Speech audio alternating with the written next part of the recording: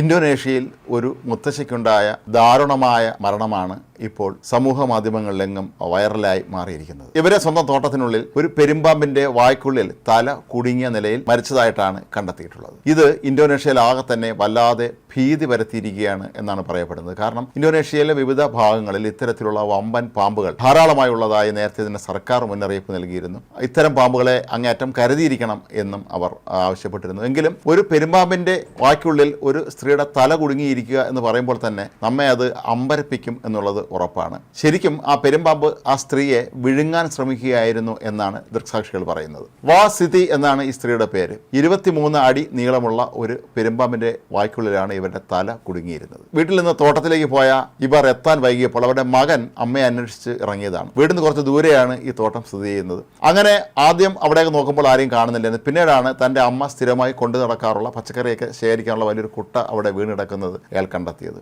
തുടർന്ന് നടത്തിയ അന്വേഷണത്തിലാണ് വലിയ പൊക്കമുള്ള പുല്ലുകൾക്കിടയിൽ തൻ്റെ അമ്മയുടെ തല ഈ പെരുമ്പാമ്പിൻ്റെ വായ്ക്കുള്ളിൽ കുടുങ്ങിയിരിക്കുന്നതായി കാണപ്പെട്ടു. അയാൾ പെട്ടെന്ന് തന്നെ അയൽക്കാരെയും ബന്ധുക്കളെയെല്ലാം വിളിച്ചുകൂട്ടി. അങ്ങനെ അവർ ഓടിയെത്തി ഈ പാമ്പിനെ വെട്ടിക്കൊല്ലുകയായിരുന്നു. ഇതിലൂടെ ഈ സ്ത്രീയെ രക്ഷിക്കാം എന്നാണ് ഇവർ കരുതിയിരുന്നത്. പക്ഷേ പാമ്പിനെ കൊന്നവരെ പുറത്ത് എടുക്കുമ്പോഴേക്കും തന്നെ അവർ മരിച്ചിരുന്നു എന്നുള്ളതാണ് വാസ്തവം.